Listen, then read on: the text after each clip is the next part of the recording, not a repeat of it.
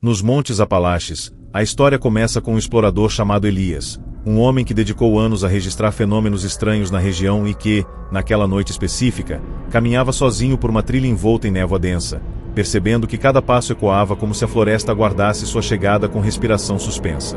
Ele carregava apenas uma lanterna antiga, um caderno de anotações e o pressentimento incômodo de que algo observava entre as árvores, mesmo quando não havia absolutamente nenhum som vindo do mato.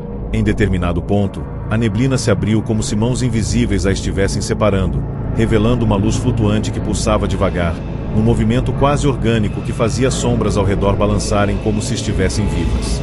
Elias sentiu uma pressão intensa nos ouvidos, como se o ar estivesse sendo comprimido, e, mesmo tentando manter a calma, percebeu que aquela luz não era apenas um reflexo ou truque atmosférico.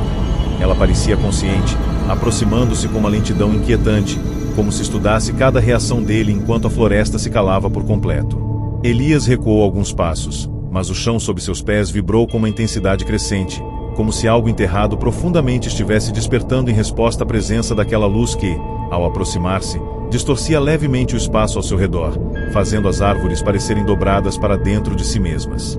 Ele tentou iluminar o fenômeno com sua lanterna, mas o feixe simplesmente desapareceu ao tocar o brilho, como se tivesse sido engolido por uma camada de energia que absorvia qualquer tentativa de compreensão humana. A luz pulsou 3 vezes, cada pulsação acompanhada por um som grave que não vinha do ar, mas da mente de Elias, instalando-se diretamente em seus pensamentos como um chamado.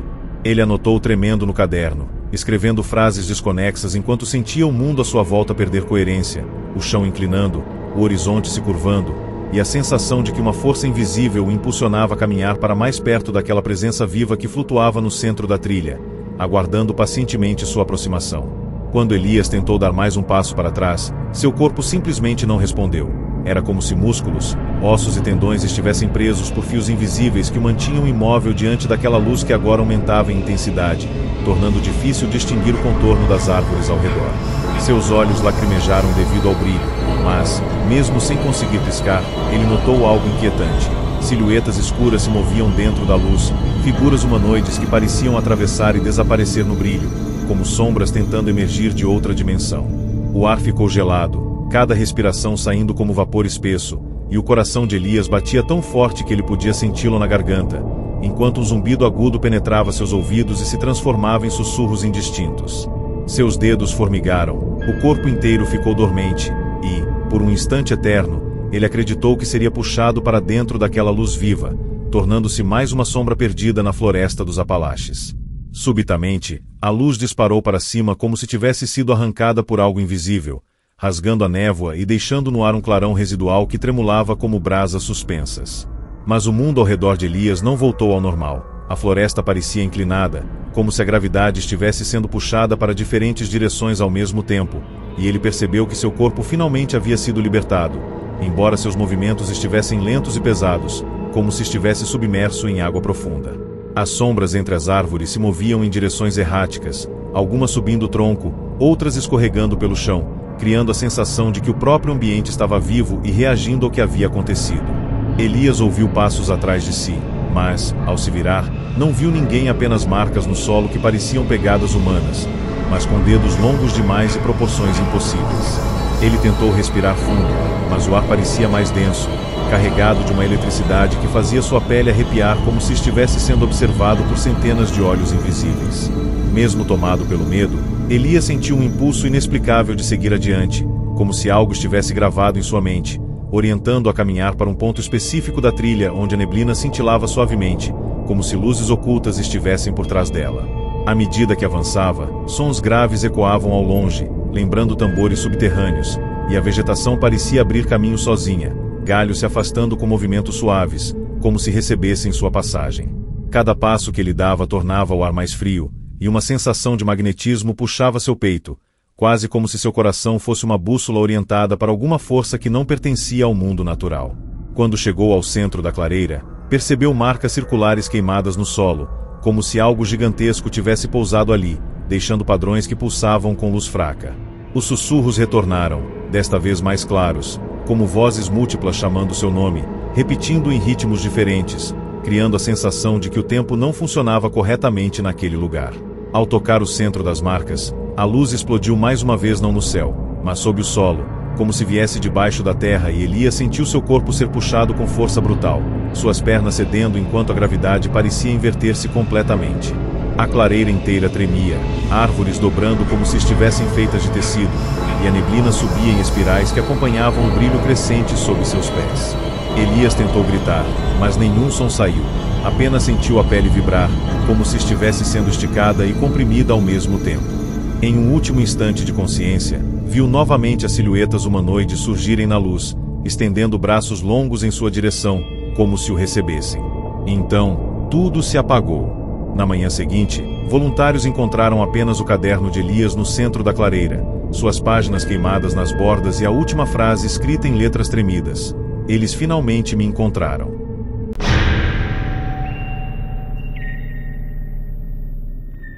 Nos Montes Apalaches, a antiga mina de carvão Raven Hill sempre carregou rumores sombrios, mas tudo mudou na noite em que 3 luzes vermelhas surgiram sobre sua entrada, alinhadas em perfeito triângulo, pulsando em sincronia como se marcassem o ritmo de algo vivo no interior da montanha. O grupo de mineradores que investigava o local tentava entender o fenômeno, acreditando ser algum tipo de vandalismo, até perceber que as luzes não estavam presas a nada físico. Elas simplesmente flutuavam, emitindo um zumbido grave que parecia atravessar o ar e penetrar diretamente na mente de cada um deles. A floresta ao redor ficou silenciosa, nenhum animal se movia, e até o vento desapareceu, como se o mundo estivesse prendendo fôlego diante do que estava prestes a acontecer.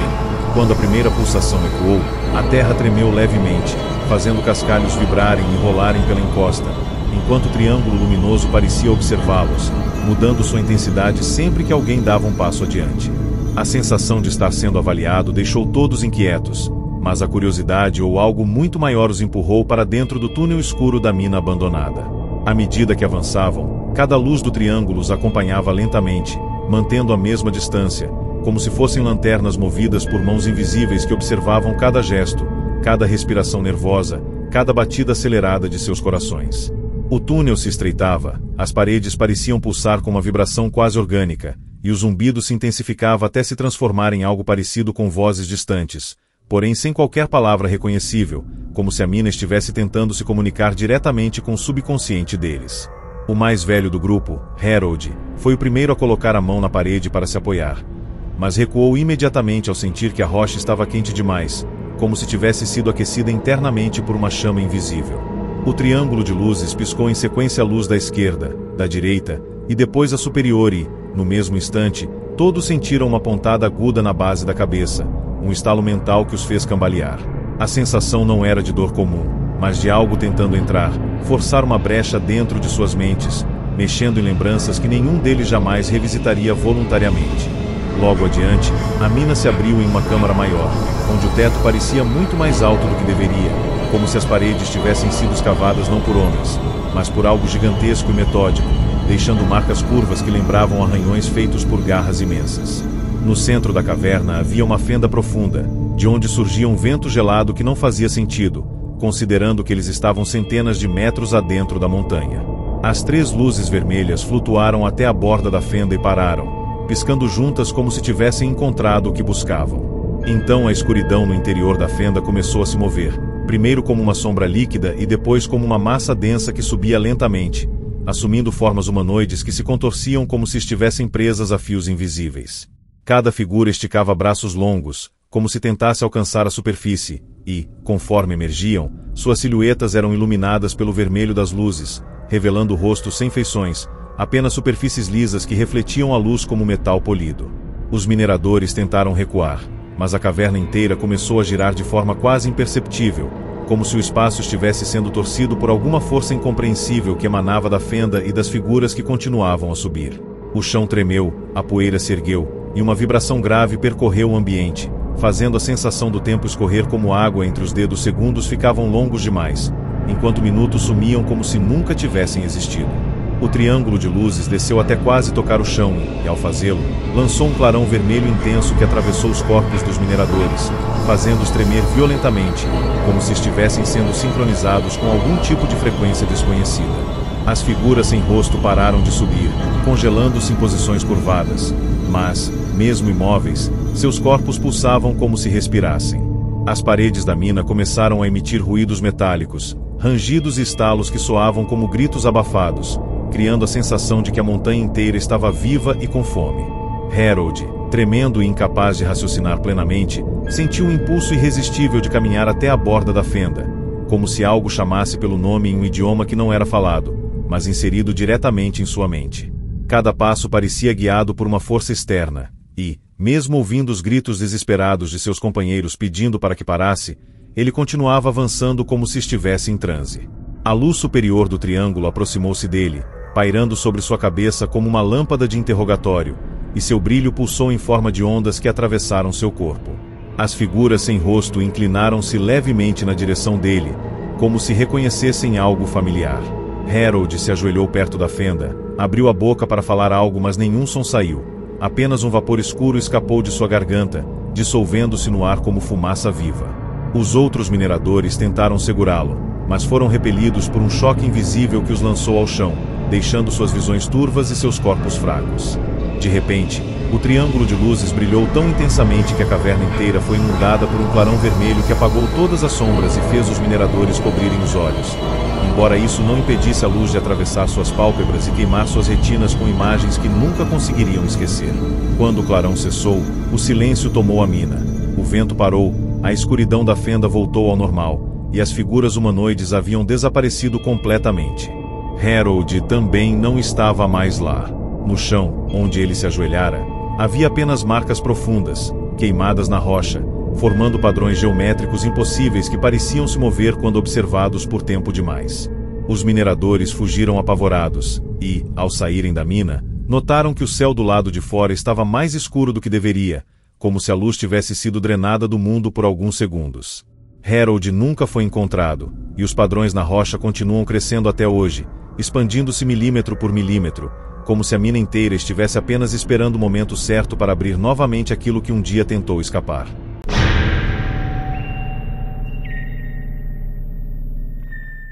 Na pequena comunidade escondida nos Montes Apalaches, a família Morton conhecia bem as histórias antigas sobre luzes errantes que desciam dos morros durante a noite, mas nunca imaginou que seria testemunha direta de algo tão inexplicável quanto o que aconteceu naquela madrugada em que uma intensa claridade azul surgiu atrás das montanhas, iluminando as nuvens baixas como se um sol subterrâneo estivesse tentando romper a escuridão.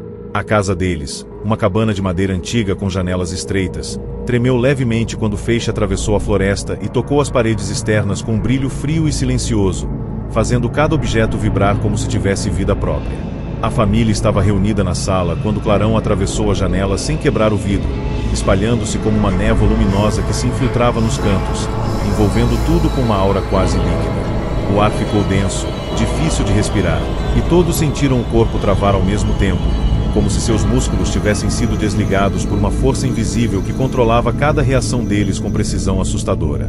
Assim que a luz azul preencheu completamente o interior da cabana, a família Morton percebeu que não conseguia mover sequer um dedo, embora ainda estivessem plenamente conscientes, obrigados a assistir ao que acontecia sem poder desviar o olhar. O silêncio era absoluto, tão intenso que podiam ouvir o próprio sangue pulsando nos ouvidos, enquanto a luz se concentrava no centro da sala e começava a girar lentamente, criando um círculo perfeito que parecia respirar junto com eles.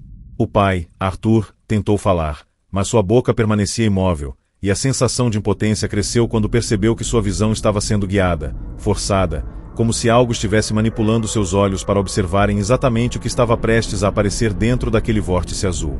As sombras nas paredes se deformavam, esticando-se como se fossem criaturas presas atrás da madeira, tentando emergir para o interior da casa. O tempo parecia distorcido, cada segundo se estendendo em uma eternidade de angústia enquanto a família permanecia presa, assistindo ao impossível se formar diante deles. Do interior do círculo luminoso, começaram a surgir formas humanoides, primeiro apenas contornos borrados que pareciam feitos de fumaça líquida, mas rapidamente ganhando definição suficiente para revelar braços longos, torsos estreitos e cabeças alongadas sem rostos, apenas superfícies lisas que refletiam a luz azul como espelhos deformados. As silhuetas caminhavam sem tocar o chão, movendo-se de maneira fluida e silenciosa, como se deslizassem na direção da família com a intenção de examiná-la peça por peça. Cada movimento das criaturas fazia o ar tremer ao redor delas, distorcendo o ambiente como se fossem feitas de energia pura prestes a se solidificar completamente. A mãe, Ellen, com lágrimas escorrendo dos olhos imóveis, tentava mentalmente chamar pelos filhos, mas nenhum som escapava de seu corpo paralisado.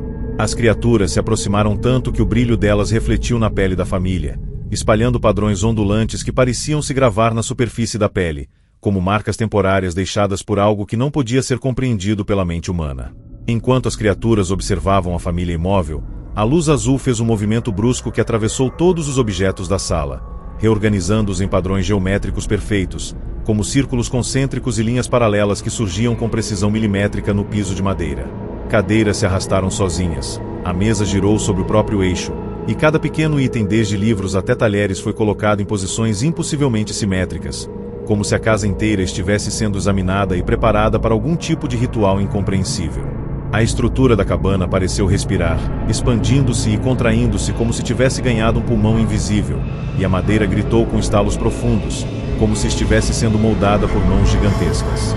No instante seguinte, a luz atravessou as paredes externas e iluminou o lado de fora da casa, revelando pegadas pequenas na terra úmida, marcas de 3 dedos, perfeitamente circulares, que se multiplicavam rapidamente ao redor da cabana como se dezenas de seres passassem a rodeá-la silenciosamente. Assim como havia surgido, a luz azul começou a recuar lentamente, deslizando para fora da casa e levando consigo as criaturas que desapareceram dentro dela como se fossem engolidas por um véu de energia que se fechava em espiral. A família recuperou o movimento pouco a pouco, primeiro dedos tremendo, depois braços, até finalmente conseguirem respirar profundamente, enchendo os pulmões com ar frio e pesado, como se tivessem ficado submersos durante muito tempo. A sala estava completamente rearranjada, com objetos formando símbolos que ninguém reconhecia, e o silêncio que tomou conta do ambiente parecia ainda mais profundo do que antes, como se a casa tivesse sido esvaziada de sua própria alma. Quando Arthur tentou falar, ouviu um sussurro vindo de um dos cantos, um som baixo, quase imperceptível, que parecia repetir o nome dele em um idioma que não pertencia a nenhum ser humano. Cada membro da família ouviu um sussurro próprio, trazendo a sensação de que algo havia deixado uma marca dentro de suas mentes. Quando o sol finalmente começou a nascer, iluminando a floresta com luz natural, a família Morton ainda estava acordada, paralisada pelo terror e incapaz de compreender totalmente o que havia acontecido dentro daquela cabana que agora parecia diferente, como se tivesse perdido parte de sua estrutura original. Decidiram fugir sem olhar para trás, carregando apenas roupas e documentos, deixando a casa, os móveis e tudo o que possuíam para trás, como se a simples permanência naquele lugar pudesse atrair de volta as luzes azuis e as sombras que caminhavam dentro delas. Ao chegarem à estrada, olharam uma última vez para o topo das montanhas e viram um brilho distante, pulsando suavemente entre as árvores, como se as luzes ainda estivessem ali, observando, esperando. A casa permaneceu abandonada, e quem passa por perto diz que, em algumas noites, é possível ver um clarão azul surgindo pelas frestas das janelas, acompanhado de sussurros que percorrem a trilha como se chamassem alguém pelo nome. Na região mais isolada dos Montes Apalaches existe uma estrada tão antiga que nem aparece mais nos mapas, perdida entre curvas sinuosas e florestas onde a luz do sol mal toca o chão, e foi ali que 3 amigos Jordan, Miller e Cat decidiram dirigir durante a madrugada para cortar caminho entre 2 cidades vizinhas, mesmo sabendo que a população local evitava aquele trajeto depois do anoitecer. O ar parecia pesado demais assim que entraram na estrada, e a neblina espessa cobria tudo com uma camada leitosa que refletia a luz dos faróis como se fosse viva, reagindo ao movimento do carro. A cada metro percorrido, a sensação de que alguém caminhava ao lado do veículo aumentava, acompanhada por sombras alongadas que atravessavam o mato e desapareciam sem produzir um único ruído, criando o clima perfeito para que qualquer um acreditasse estar sendo seguido por algo que não fazia parte do mundo natural. Mesmo assim, eles continuaram, ignorando o aperto crescente no peito e o instinto que gritava para voltarem, incapazes de perceber que estavam entrando em um trecho da estrada onde o tempo começaria a falhar de formas impossíveis. Depois de quase 20 minutos dirigindo em silêncio total, Jordan avistou a silhueta de um homem parado no acostamento, imóvel, com o corpo totalmente voltado para o carro, mas sem qualquer detalhe visível além do contorno escuro recortado pela neblina azulada que ondulava ao redor de seus pés. Miller pediu para acelerar, mas Cat insistiu que talvez fosse alguém precisando de ajuda, até perceber que o homem não piscava, não respirava e não movimentava sequer um músculo enquanto o carro se aproximava com faróis apontados diretamente para ele. Quando passaram ao lado da figura, não conseguiram ver o rosto, era como se uma escuridão absoluta ocupasse o espaço onde a face deveria estar, absorvendo completamente a luz. Segundos depois, ao olharem pelo retrovisor, viram o homem novamente no acostamento, na mesma posição, como se nunca tivessem passado por ele, como se estivesse preso num loop interminável aguardando ser notado por viajantes que ousassem entrar naquela estrada amaldiçoada. Um arrepio percorreu os três ao mesmo tempo, e a sensação de que estavam sendo observados tornou-se insuportável. Enquanto tentavam manter a calma, a neblina na frente do carro começou a se abrir lentamente, revelando um par de faróis antigos que pareciam estar parados no meio da pista, sem motor ligado, sem barulho algum, apenas esperando por eles. Ao se aproximarem, perceberam que era um carro dos anos 60, completamente enferrujado, com a lataria amassada e o vidro dianteiro quebrado, como se tivesse sido abandonado ali há décadas, mas ainda assim brilhando com faróis acesos que produziam uma luz amarelada e fraca. Jordan freou bruscamente ao notar que não havia motorista lá dentro, apenas o volante girando muito lentamente sozinho, como se mãos invisíveis o controlassem. Cat gritou quando viu algo se mexendo no banco de trás. Uma figura pequena, encolhida, com um sorriso largo demais para qualquer ser humano e olhos opacos que refletiam o brilho da neblina ao redor. A criatura ergueu a cabeça quando os faróis do carro deles bateram nela, exibindo um rosto distorcido que parecia mais uma máscara de carne deformada por mãos cruéis. Jordan acelerou com tanta força que os pneus derraparam, lançando pedras e terra para todos os lados, enquanto a criatura dentro do carro antigo começava a se levantar lentamente, como se não tivesse articulações normais, movendo-se de forma quebrada e irregular, quase como uma marionete sendo manipulada por fios invisíveis. No retrovisor, Cat viu o carro antigo se mover sem fazer barulho, deslizando sobre o asfalto como se flutuasse alguns centímetros acima da pista, ganhando velocidade de forma antinatural, aproximando-se deles com faróis tremulantes e uma escuridão crescendo no interior do veículo como se fosse uma tempestade viva. A neblina começou a girar ao redor do carro dos três amigos, formando vórtices que dificultavam a visão e distorciam as bordas da estrada, como se tentassem empurrá-los para fora da realidade comum, puxando-os para dentro de um espaço onde o tempo se contorcia e repetia trechos da estrada como um disco arranhado.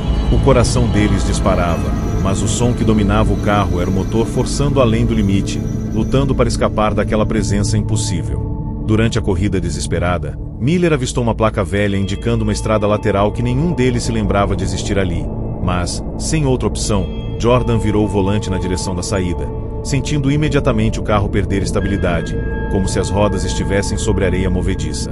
A estrada lateral era estreita, cercada por árvores tão densas que seus troncos pareciam pressionar o carro, aproximando-se como se quisessem esmagá-los dentro daquele túnel vegetal que mal permitia a passagem da luz dos faróis.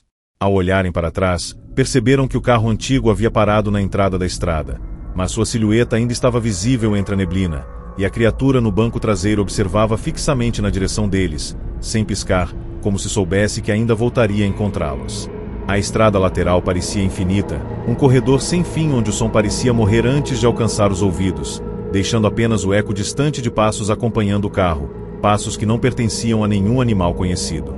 Quando finalmente avistaram um clarão à frente, Jordan acelerou, rompendo a parede de neblina que parecia sólida e emergindo em uma estrada asfaltada normal, agora sob a luz fraca do amanhecer que mal tocava as montanhas ao redor.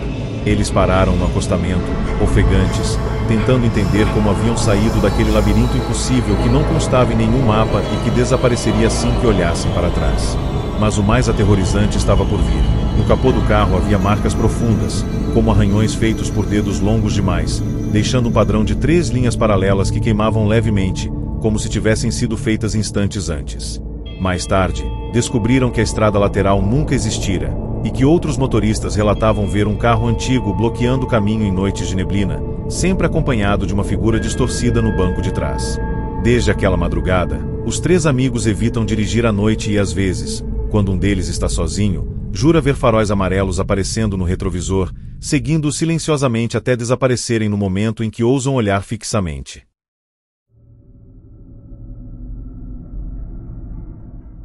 Ao cair da noite nos Montes Apalaches, muitos caminhantes relatam ter sentido algo observando cada passo dado, mas poucos descrevem com detalhes o que Daniel viveu numa dessas trilhas isoladas. Ele decidiu acampar sozinho para registrar sons da floresta, mas o que encontrou ali parecia muito mais interessado nele do que qualquer animal selvagem. A primeira pista de que algo estava errado veio quando uma luz branca, pequena e pulsante, surgiu entre as árvores, movendo-se como se tivesse consciência própria. Ela não iluminava o ambiente, parecia absorver a escuridão ao seu redor, criando um círculo de sombra ainda mais profundo. Daniel tentou ignorar, acreditando ser apenas reflexo de algum equipamento, até perceber que a luz o acompanhava, repetindo seus movimentos com precisão quase humana, como se estivesse analisando seus gestos e aguardando a reação que desejava provocar. A trilha estreita obrigava Daniel a caminhar devagar, e a cada passo ele ouvia o estalar de galhos vindo sempre atrás de si, no mesmo ritmo, como se algo imitasse sua passada. Quando acelerava, o som acelerava. Quando parava, tudo ficava em silêncio absoluto.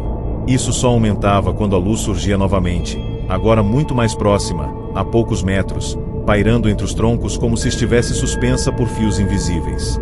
Ela não piscava mais, vibrava. Daniel sentiu o ar ficar denso, pesado, difícil de respirar, como se a presença daquela coisa interferisse no próprio ambiente. Ele chamou, pensando ser algum excursionista pregando uma peça, mas a luz recuou lentamente, escondendo-se atrás de um tronco e surgindo do outro lado, repetindo a ação de forma impossível. Era como se brincasse com ele, um predador testando a reação da presa antes de revelar suas reais intenções na escuridão profunda da floresta. Decidido a registrar o fenômeno, Daniel ligou sua câmera, mas a luz começou a pulsar mais rápido, e o equipamento desligou sozinho, como se a energia tivesse sido drenada. Ele tentou ligar novamente, mas tudo estava morto. Câmera, lanterna, relógio, até o celular. A luz então se elevou alguns metros, descrevendo um movimento circular acima da trilha, espalhando um zumbido grave que fez os ouvidos de Daniel vibrarem dolorosamente. O som parecia ecoar dentro do crânio, como se viesse de dentro dele, não da floresta. A luz brilhou intensamente, revelando por um único segundo uma figura alta e distorcida entre as árvores, com contornos longos demais para pertencer a qualquer animal conhecido. Quando a claridade se dissipou, a figura desapareceu, mas o zumbido continuou, crescendo ao ponto de fazer Daniel estremecer, como se cada fibra de seu corpo estivesse sendo chamada por aquela presença invisível que se aproximava lentamente. Desesperado, ele correu pela trilha sem olhar para trás, e o som da luz o perseguia como algo sólido, vibrando na terra, nas árvores, no próprio ar. De repente, a luz surgiu na sua frente, bloqueando a passagem com um brilho tão forte que formava uma parede branca viva. Daniel travou os pés no chão, escorregando na lama, sentindo o coração acelerar até doer. A luz começou a se expandir, revelando dentro dela formas que mudavam rapidamente, como sombras tentando ganhar forma própria. Rostos que não eram completamente humanos se contorciam dentro da claridade, como se a luz fosse uma porta e alguém estivesse tentando atravessar. Daniel pensou em gritar, mas nenhum som saiu. A luz diminuiu, recolhendo-se como se respirasse, e cada retração parecia puxar algo da floresta junto com ela. Folhas, poeira, pequenos galhos, tudo sendo sugado para dentro daquela esfera viva. Quando a luz enfim se apagou, deixando apenas um rastro de fumaça azulada, Daniel percebeu que não estava mais na trilha correta. Era como se tivesse sido deslocado sem perceber, porque aquela parte da floresta não aparecia em nenhum mapa mental que ele lembrava. Árvores altas demais, raízes expostas formando arcos como ossos, e um silêncio tão absoluto que nenhum inseto ousava quebrar.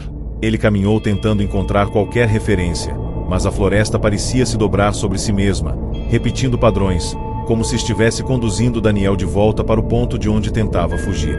E foi aí que a luz reapareceu, desta vez múltipla. Várias pequenas esferas surgindo entre os troncos, movendo-se em perfeita sincronia, como se tivessem consciência coletiva. Elas giraram ao redor dele lentamente, como se investigassem o corpo, o cheiro, o calor, analisando cada detalhe com uma precisão antinatural. Num movimento repentino, todas as luzes se uniram em uma única esfera maior que se expandiu como um pulso e iluminou tudo ao redor com intensidade cegante. Daniel sentiu o chão desaparecer por um segundo, como se estivesse suspenso no ar, flutuando sobre um vazio invisível. Quando recobrou a visão, estava novamente na trilha inicial, totalmente sozinho, com todos os equipamentos funcionando como se nada tivesse acontecido. Mas a floresta agora parecia observá-lo, e até o farfalhar das folhas soava diferente, como um aviso silencioso. Ao chegar ao estacionamento, Encontrou sua caminhonete coberta por uma fina camada de poeira azul brilhante e marcas circulares no vidro, como dedos muito longos pressionando o vidro de dentro para fora. Daniel nunca mais voltou aos Apalaches, mas assegura que a luz não ficou na floresta, porque às vezes, à noite, vê o mesmo brilho pulsando do lado de fora da janela de seu quarto.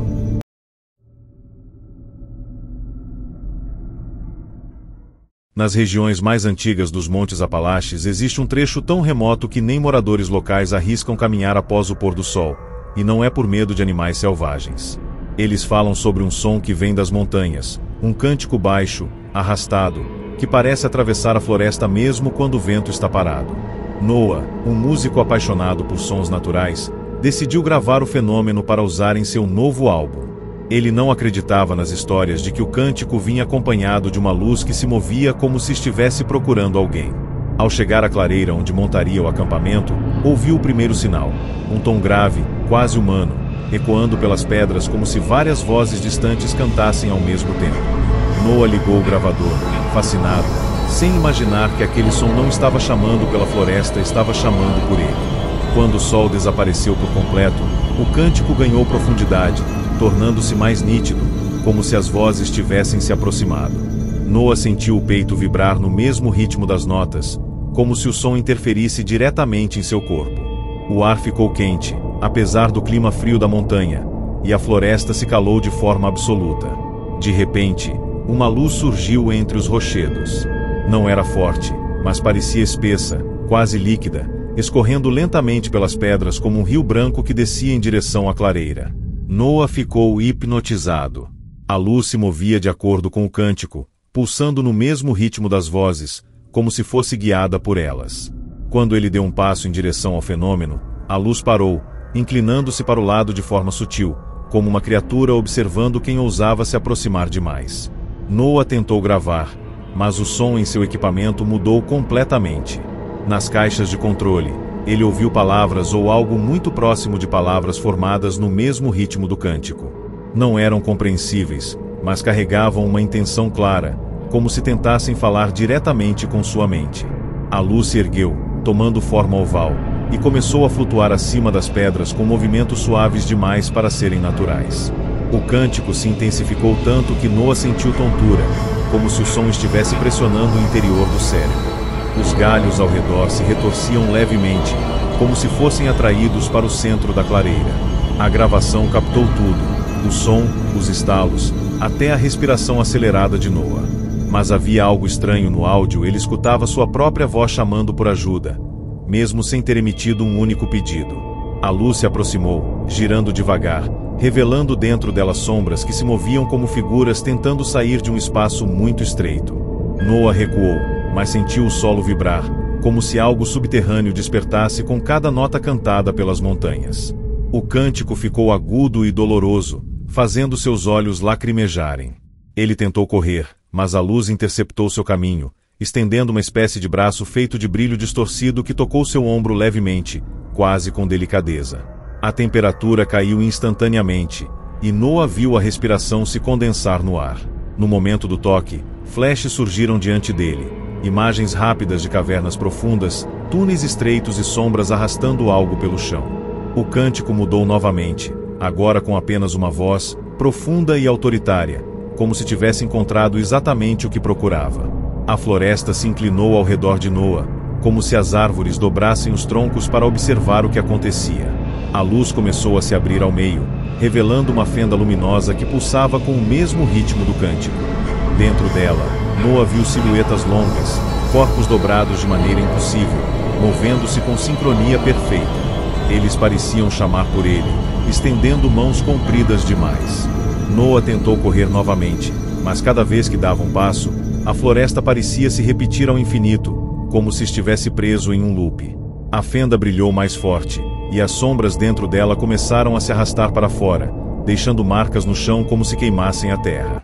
O cântico se tornou tão grave que Noah sentiu o estômago virar, e seu corpo começou a formigar como se estivesse sendo puxado por fios invisíveis. No auge do desespero, Noah caiu de joelhos, e a luz o envolveu completamente. Tudo ficou branco, e o cântico atingiu uma harmonia aterradora, como um coral de vozes gigantescas cantando em sua mente. Ele sentiu seu corpo ser levantado, mas não com braços, era como se o som o sustentasse, segurando cada músculo e cada osso. Quando a luz se apagou de forma abrupta, Noah se viu deitado dentro de sua barraca, como se nada tivesse acontecido. Mas seu gravador estava no peito, ainda funcionando, e no visor aparecia algo impossível: 23 horas de gravação contínua.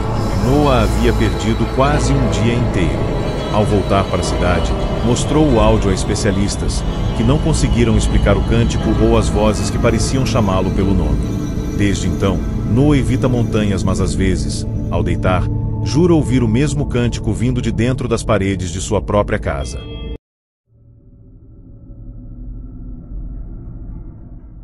Nos povoados escondidos entre os montes Apalaches existe uma antiga lenda sobre uma criança que aparece somente para aqueles que caminham sozinhos depois do pôr do sol. Dizem que ela brilha como um vagalume gigante, emitindo uma luz suave, amarelada, que pulsa lentamente, como se respirasse. Muitos tratam a história como superstição, mas Emily, uma fotógrafa especializada em vida selvagem, ouviu relatos tão consistentes que decidiu registrar o fenômeno. Ela caminhou até uma área remota onde o chão é coberto por folhas tão secas que qualquer passo ecoa como um aviso. No entanto, naquela noite, ao entrar no coração da floresta, o som de suas botas desapareceu por completo, como se o ambiente tivesse sido silenciado artificialmente. Minutos depois, entre árvores muito antigas, ela viu algo pequeno e brilhante se movendo não rápido como um animal fugindo, mas com a cadência lenta de alguém que simplesmente caminha sem medo algum. A figura parecia ter o tamanho de uma criança de 8 ou 9 anos, mas seu corpo era apenas um contorno de luz contínua, sem detalhes definidos. A luminosidade suave não iluminava a floresta ao redor, apenas envolvia a própria criatura. Emily ergueu a câmera, mas o visor ficou completamente preto, como se a luz interferisse em qualquer tentativa de registro. A pequena figura parou, virando-se lentamente para ela, e a pulsação luminosa acelerou, indicando algum tipo de reação.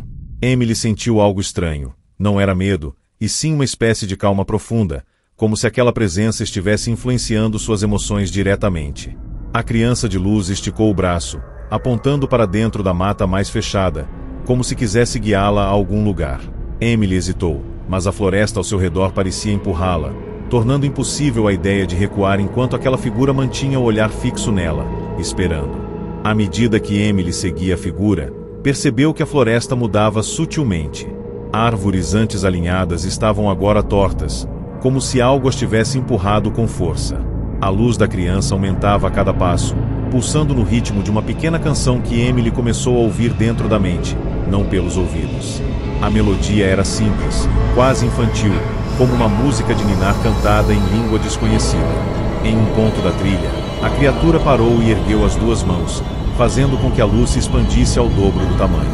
Dentro da claridade, Emily enxergou silhuetas maiores, como se outras figuras estivessem escondidas atrás daquela principal, observando-a com postura imóvel. A fotografia parecia impossível, e pela primeira vez Emily sentiu um leve desconforto, uma sensação de que havia atravessado uma fronteira invisível e entrado num território que não pertencia a nenhum ser humano. A luz começou a se contrair, formando um círculo perfeito no chão, e a criança deu um passo para trás, convidando Emily a aproximar-se do centro. Ela sentiu medo, mas também curiosidade intensa, como se sua mente estivesse dividida entre duas forças opostas. A melodia mental aumentou de intensidade, tornando difícil pensar. Quando Emily colocou o pé dentro do círculo, a floresta desapareceu por um segundo, substituída por uma escuridão profunda atravessada por feixes finos de luz que pareciam dançar entre si. Nesse espaço estranho, ela viu imagens que não pertenciam ao mundo natural. Cidades subterrâneas, corredores estreitos feitos de pedra viva, criaturas altas e esguias caminhando em silêncio absoluto. A criança de luz apareceu ao seu lado, olhando diretamente para ela, mas agora tinha forma mais humana, rosto sem olhos, sem boca, apenas um vazio brilhante que parecia imitá-la, como se estivesse tentando aprender o conceito de identidade. O ambiente se fechou repentinamente, e Emily sentiu o peso de algo invisível pressionando seu corpo, como se um campo de energia a envolvesse. A criança tocou sua mão, e o toque não era quente nem frio, mas deixava uma sensação impossível de descrever, como estar em contato direto com eletricidade líquida. A luz se espalhou novamente, revelando outras 5 figuras menores que surgiram da escuridão, aproximando-se em círculo. Todas tinham o mesmo brilho, a mesma falta de detalhes, mas moviam-se de forma coordenada, como se compartilhassem uma única consciência. Emily ouviu, dentro de sua mente, palavras quebradas surgirem pela primeira vez: manter, mostrar, lembrar. A melodia infantil voltou, mas agora soava distorcida, como se viesse de um eco distante. A pressão aumentou, e Emily sentiu que estava prestes a perder a consciência quando um clarão atravessou o espaço, dissolvendo todas as figuras de luz ao mesmo tempo. Quando abriu os olhos, Emily estava novamente na trilha, já próxima do amanhecer. Não havia sinal de luz, nem da criança, nem das figuras ocultas. Sua câmera, porém, estava ligada e mostrava um único arquivo gravado: 6 horas de vídeo contínuo. Ao assistir, Emily encontrou apenas estática na tela, mas o áudio registrava uma melodia infantil tocando de fundo, repetitiva, hipnótica, idêntica à que ouvirá dentro de sua mente. Dias depois, ela notou algo ainda mais perturbador. Cada vez que tentava dormir, o quarto ficava levemente iluminado por uma luz suave e pulsante, como a de um vagalume gigante parado no canto, observando silenciosamente. E em algumas noites, enquanto o brilho aumentava, Emily ouvia a mesma voz infantil sussurrar dentro da cabeça, como se a criança de luz estivesse chamando-a novamente, para terminar algo que começou naquela noite nos Apalaches.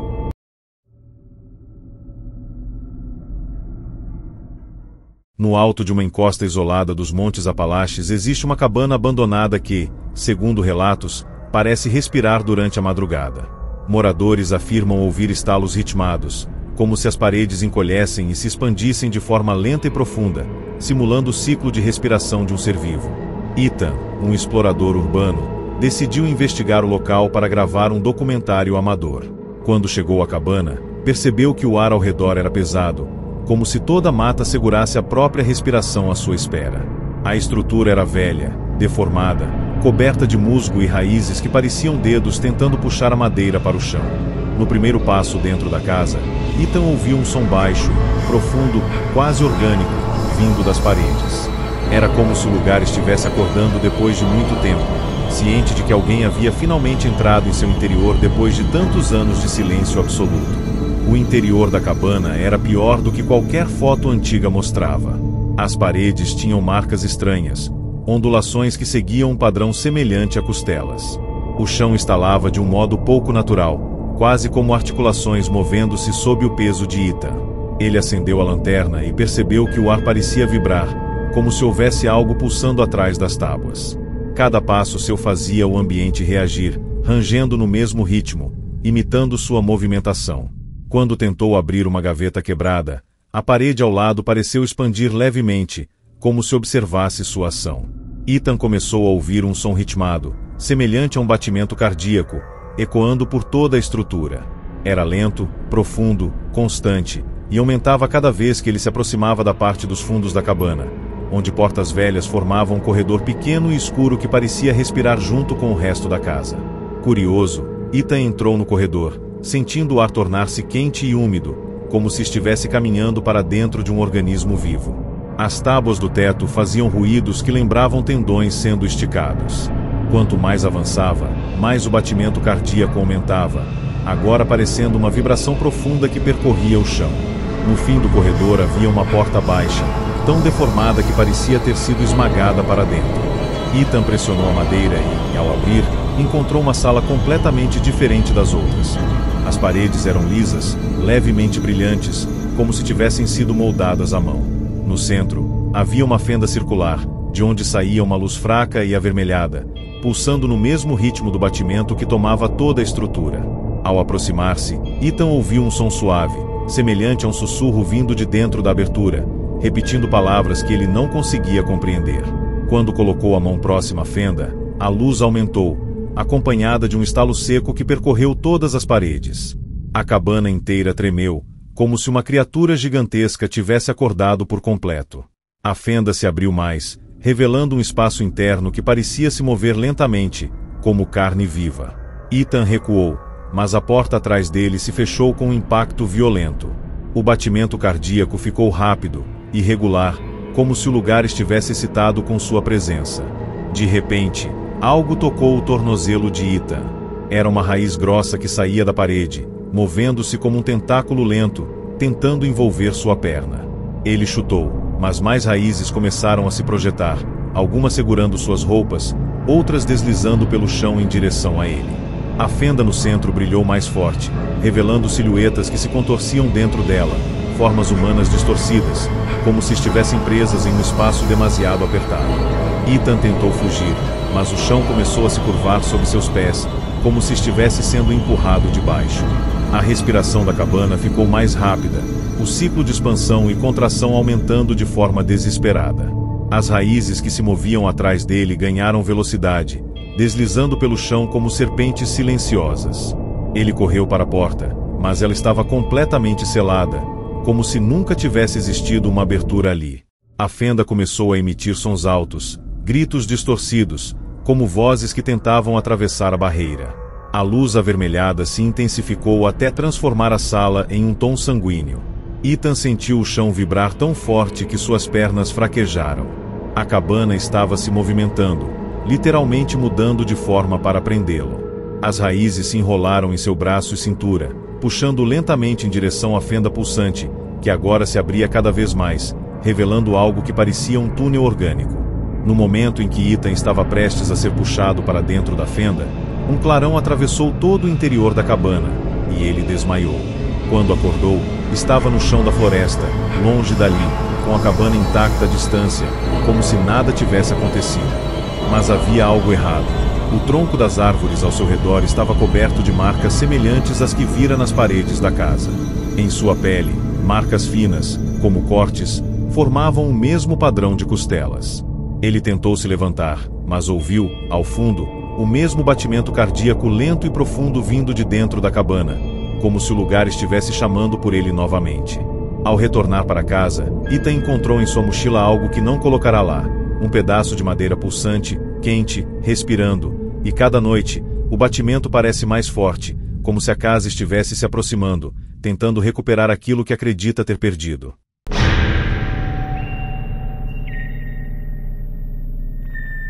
Nos Montes Apalaches, onde a névoa parece ter vontade própria, espalhou-se um relato sombrio conhecido como a Colheita das Luzes, uma história que começou com desaparecimentos misteriosos e terminou com uma revelação que muitos moradores evitam repetir até hoje.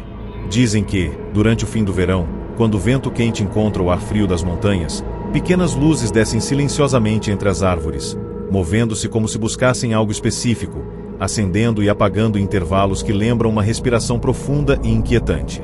Essas luzes sempre aparecem em noites de completa escuridão e, segundo testemunhas, elas parecem reagir à presença humana, aproximando-se devagar, como se estivessem analisando cada passo, cada suspiro, cada batida do coração, até que a pessoa sente um instinto primitivo de fuga dominando o corpo. O primeiro desaparecido relacionado a essas luzes foi um agricultor chamado Elliot Crane, conhecido por ser reservado e trabalhar sozinho até tarde. Ele contou aos vizinhos que havia visto globos de luz que giravam no milharal, como se estivessem escolhendo um caminho entre as fileiras de plantas.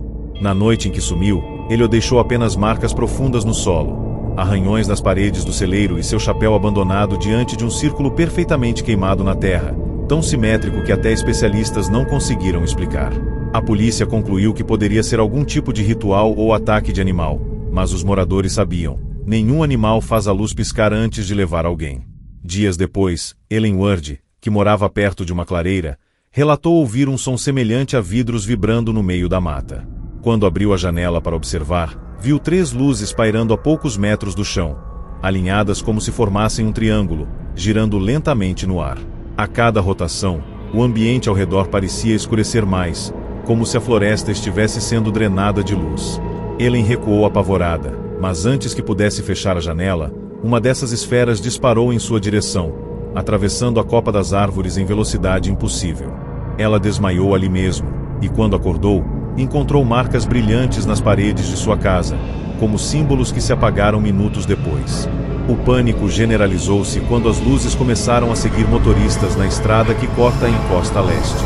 Vários relatos descrevem que elas se aproximavam pelo retrovisor, sem emitir som, aumentando de tamanho como se estivessem respirando. Uma das vítimas, um caminhoneiro veterano, contou que a luz atravessou o para-brisa sem quebrá-lo, flutuou no painel e desapareceu no teto, deixando sua visão turva por horas. Ele só se deu conta de que algo mais estava errado ao perceber que o relógio marcava 3 horas a mais do que deveria, e sua rota mostrava quilômetros percorridos que ele não lembrava de dirigir. O auge do mistério aconteceu quando um grupo de jovens decidiu filmar as luzes para provar que não era tudo histeria coletiva. Armados com câmeras e lanternas, subiram até um platô conhecido por avistamentos constantes. As imagens recuperadas mostram apenas alguns minutos de gravação. Primeiro, risos nervosos. Depois, silêncio absoluto quando 3 luzes descem simultaneamente, cercando o grupo. As últimas imagens capturam a floresta tremendo, como se algo gigantesco estivesse se movendo sob o solo. Depois disso, apenas estática. Os jovens foram encontrados horas depois, desmaiados, com a pele coberta por uma camada fina de poeira metálica que sumiu ao amanhecer. Desde então, os moradores dos Montes Apalaches evitam falar da colheita das luzes e aconselham qualquer visitante a não seguir trilhas após o pôr do sol. Dizem que as luzes não são apenas fenômenos naturais, nem espíritos da floresta, mas coisas vivas que observam, escolhem e coletam o que desejam, deixando apenas marcas inexplicáveis e memórias incompletas. Quem as vê de perto raramente volta igual quando volta. E, em noites sem lua, alguns juram que ainda podem ver pequenos clarões serpenteando entre as árvores, como se algo estivesse prestes a começar de novo. Nos Montes Apalaches, existe um trecho da floresta chamado Denton's Hollow, um vale tão silencioso que até os animais evitam atravessar. É ali que surge o fenômeno conhecido como a luz que persegue o nome, um mistério que muitos moradores se recusam a comentar, pois envolve algo que não apenas aparece, mas responde. Segundo os antigos, essa luz só se manifesta quando alguém chama por outra pessoa na mata, como se estivesse aguardando um nome específico para se revelar.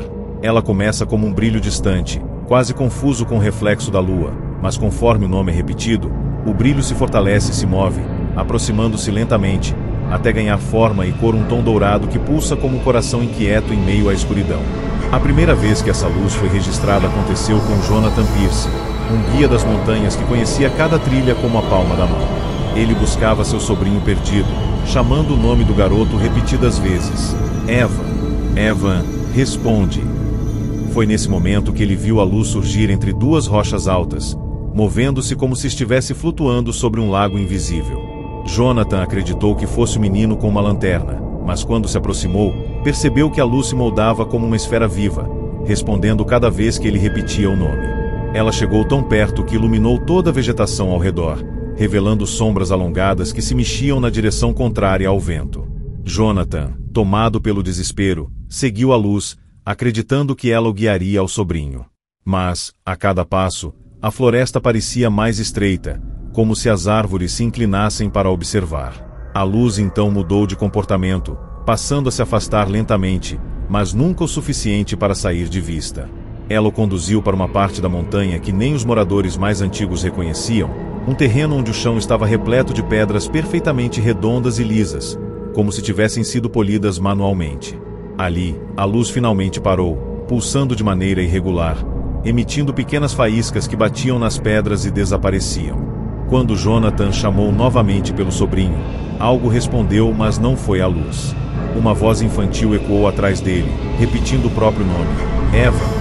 Só que a voz não vinha de uma única direção, era como se saísse de todas as árvores ao mesmo tempo, em diferentes tons, algumas mais graves, outras distorcidas. Jonathan, arrepiado, deu 2 passos para trás, percebendo que a luz começava a tremer, como se estivesse sendo afetada por aquele chamado. Foi então que ele viu aquilo que jamais conseguiu explicar. Sombras se separando do tronco das árvores, movendo-se sem corpo, sem forma definida, mas aproximando-se dele como se estivessem sendo atraídas pelo nome que ele mesmo havia pronunciado. Desesperado, Jonathan tentou fugir, mas a luz não permitiu. Ela disparou em sua direção, envolvendo-o em um brilho tão intenso que ofuscou tudo ao redor. Quando o clarão diminuiu, ele já não estava mais na clareira, mas deitado perto da entrada da trilha principal, com marcas circulares brilhando em seus braços, marcas que sumiram ao amanhecer. O sobrinho, Evan, foi encontrado 2 dias depois, vagando sem rumo, repetindo incoerentemente, ela chamou meu nome. Mas não era você, tio, não era você. O menino nunca explicou o que viu, e cada vez que tentava lembrar, começava a chorar sem motivo aparente. Até hoje, os moradores alertam, nunca chame por alguém no meio da mata. Se você fizer isso, algo pode responder antes da pessoa que você procura. E em Denton's Hollow, ainda há noites em que uma luz dourada aparece lentamente entre as árvores, esperando, paciente, que alguém pronuncie um nome, qualquer nome, para que ela possa iniciar sua caçada silenciosa novamente.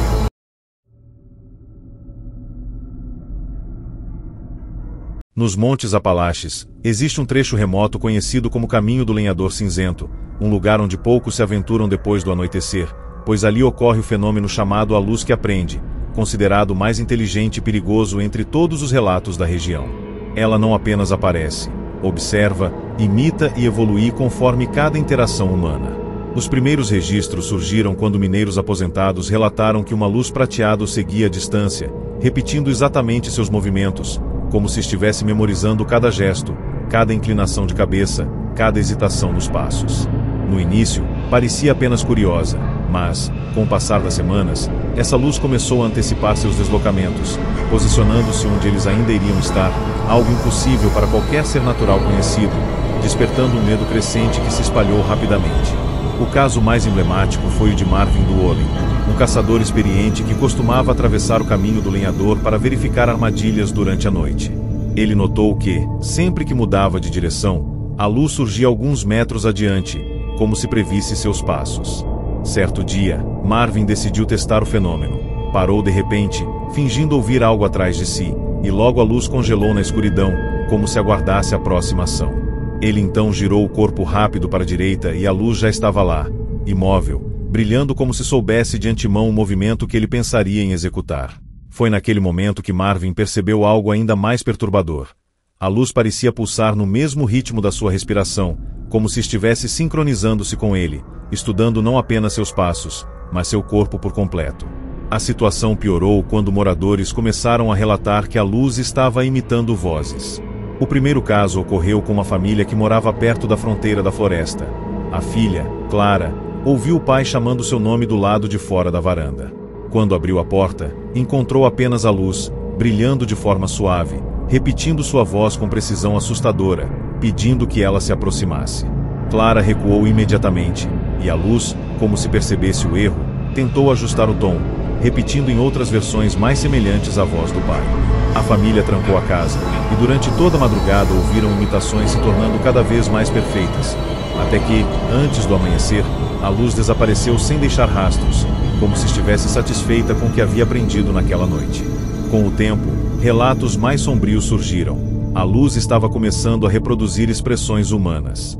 Testemunhas dizem ter visto sombras formarem silhuetas rápidas dentro do brilho metálico, como se rostos tentassem emergir e se dissipassem logo depois.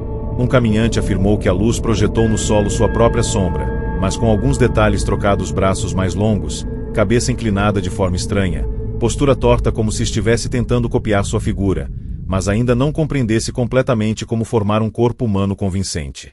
Especialistas locais afirmam que esse comportamento indica um aprendizado acelerado, e que, quanto mais pessoas se aproximarem, mais essa entidade se tornará precisa, capaz e consciente de como manipular quem cruza seu caminho. O desaparecimento que consolidou o medo dessa luz foi o de Grace Hollander, uma fotógrafa de trilhas que decidiu documentar o fenômeno. Ela entrou na floresta com equipamentos de alta resolução e transmitiu parte de sua caminhada via rádio. A gravação mostra Grace descrevendo a luz à distância, encantada com sua intensidade, até que ela percebe que o brilho começa a reproduzir sua própria voz, repetindo palavras que ela ainda não tinha dito, como se antecipasse seu pensamento. A transmissão termina com Grace dizendo, assustada: "Ela sabe o que vou falar, ela sabe o que vou fazer."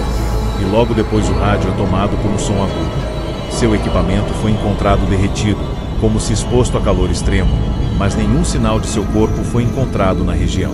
Hoje, moradores alertam que a luz que aprende não deve ser encarada, chamada ou desafiada, pois cada interação a torna mais inteligente, mais parecida com o que observa e mais capaz de se aproximar sem ser percebida. Alguns afirmam que, nas noites mais silenciosas, ela aparece já na forma de silhuetas humanas vagando entre as árvores, imitando passos, respirações e vozes com perfeição crescente. Dizem que é apenas questão de tempo até que a luz aprenda a se mover exatamente como nós, e quando isso acontecer, ninguém saberá dizer se aquele vulto na trilha é um viajante, ou algo que aprendeu a imitar perfeitamente o que chamamos de vida.